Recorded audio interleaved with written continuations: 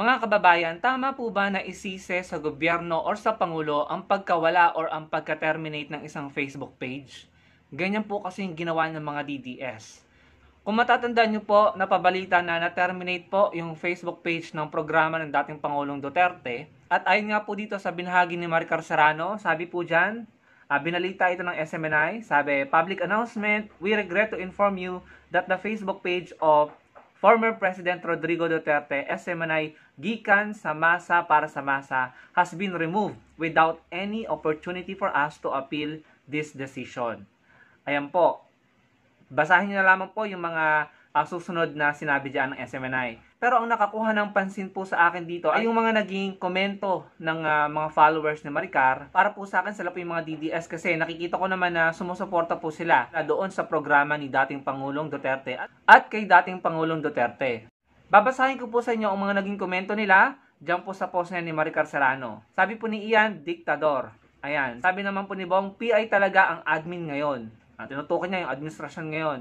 Sabi ni Sonny, this is despicable, PI nyo, bangag. Sabi ni Angeliza, gumalaw na naman ang diktador. Ayan po yung mga term nila, no? Gumagawa sila ng mga term. Talagang para po sa akin, wala itong respeto. Sabi ni Marchie, Diyos ko, wala ba talaga tayong pwedeng gawin sa walang hiyang gobyerno na ito? O, ayan po, sa gobyerno isinisisi. Sabi ni Hoy, mga sinungaling President Bongbong Marcos. Ayan. Ayan po ang mga naging komento nila. So, evident naman, kitang-kita na isinisisi po nila sa gobyerno yung pagkatanggal ng Facebook page ng show po ni dating Pangulong Duterte. So, tatanungin ko ulit kayo, tama po ba yun? Para po sa akin, hindi po tama na isisi sa Pangulo or sa gobyerno ang pagka-terminate ng isang page. Una sa lahat, marami pong nata-terminate na page sa Facebook araw-araw, yung mga may violation, no? Basically, yung mga nagkakaroon po ng violation, talagang tinatanggal po ng Facebook, pero hindi po nila basta-basta tinatanggal yan. Ako po may minamanage din ng mga Facebook page, no? At alam ko po kung paano magtanggal ng page ang Facebook. Una, kapag nagkaroon ka ng violation, bibigyan kanila ng notification, ipapaalam nila sa'yo yung violation at pati yung penalty. Maaaring suspended ka sa isang araw, hindi ka makakapag-post, maaari namang mas matagal sa isang araw yung suspension, no? So basically, ino-notify ka and then sasabihin sa iyo kung ano yung penalty. Ngayon po, pag naulit yung violation na yon, maaari ka nila bigyan ulit ng notification at ipapaalam nila sa iyo kung ano yung penalty mo. Maaring mas matagal, ano? Kapag paulit-ulit yung violation, ano, at hindi ka sumusunod sa community guidelines, maaari ka nilang bigyan ng mas mahabang suspension. Kapag sobrang dami na ng violation mo, no, na-accumulate na yan, then bibigyan ka nila ng desisyon na maaring magpa-terminate ng page mo. Pero bago nila i-terminate yon, ino-notify ka nila, no? Papaalam sa'yo, i-email ka nila, at ino-notify ka pa nila sa Facebook page mo, sa personal account mo, yung account mo na ginagamit bilang admin dun sa page mo, ino-notify ka nila patungkol dun sa violation mo at dun sa maaring mangyaring termination ng page mo. Ngayon, bibigyan ka rin nila ng time para i-appeal yon. Ngayon, kung hindi mo na-appeala, wala silang magiging choice kundi i-terminate permanently ang iyong page. Minsan nga kapag sinuspend nila or terminate nila, binibigyan ka pa rin nila ng chance na mag-apila, magpaliwanag at sabihin sa Facebook na mali yung desisyon nila at ipaliwanag mo yung side mo, no? Kung bakit hindi dapat i-terminate ng Facebook ang page na minamanage mo. So ganun po yun. Facebook lamang po or Meta ang may control sa mga page na nakikita natin sa Facebook. Wala pong control dyan ang kahit sinong gobyerno or kahit sinong pangulo.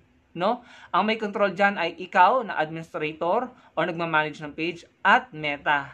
Kayo lamang dalawa. No? So kung ikaw ay palaging nagko-commit ng violation, tatanggalin nila yung page mo. Pero bago nila tanggalin yan, ino-notify ka nila sa lahat ng paraan na pwede ka nilang i-notify, mapa-email or mapa-notification sa actual profile mo sa Facebook or dun sa page, no? Ipapaalam nila sa'yo, no? Ngayon, kapag hindi ka nakapag-coordinate, hindi ka nagpaliwanag at hindi ka nag-apila, then magdi-decide sila na i-terminate yung page mo at kapag nga hindi sila nakatanggap ng appeal sa'yo, permanently, wala na. Terminated na yung page mo, no? So, maling-mali po na isise sa gobyerno or sa Pangulo yung pagka-terminate ng page ng show po ng dating Pangulong Duterte. No? Dahil wala pong control dyan, kahit sino pang mataas na tao, kahit pa hari ng Inglaterra or presidente ng Amerika, walang control sa mga pages sa Facebook. no? Hindi nila pwedeng diktahan or kontrolin ang Meta or ang kahit ano pang platform. Meron pong sariling guidelines ang mga iyan. Ngayon, kung nakakatanggap po yung platform na yun ng maraming report dahil sa maraming violation ng isang page, then magdidesisyon sila, no, kung ano magiging penalty mo.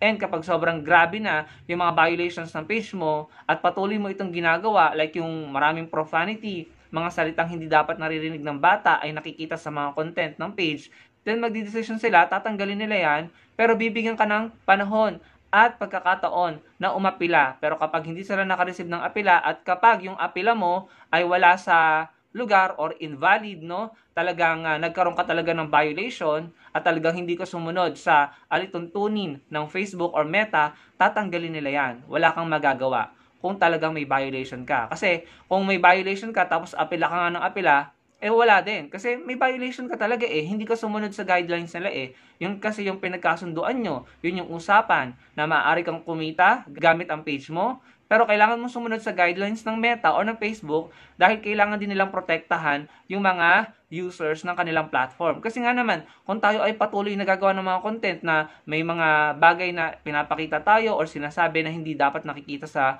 publiko or ng mga bata, di mako-compromise naman po yung platform, yung Facebook, no? Maaring mag-alisan yung mga tao doon, no? So, pinoprotektahan din po ng Facebook or Meta yung kanilang platform, no? So, para po sa akin, yung nangyari dito, yung page ng show ng dating Pangulong Duterte, wala pong kinalaman ang gobyerno dyan. Wala pong kinalaman ng Pangulo, no?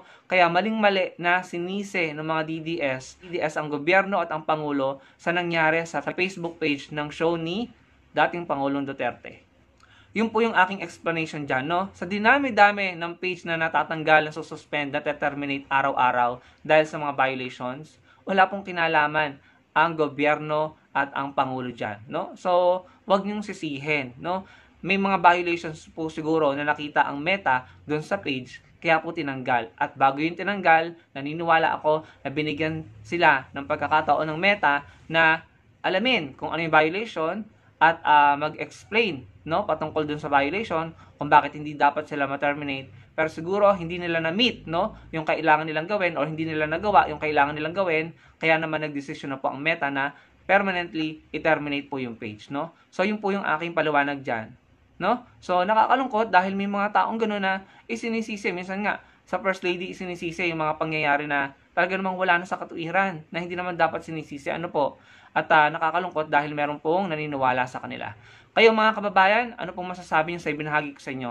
Comment down below, paki-like po ng video natin at magkita-kita po tayo sa susunod kong video. Salamat po.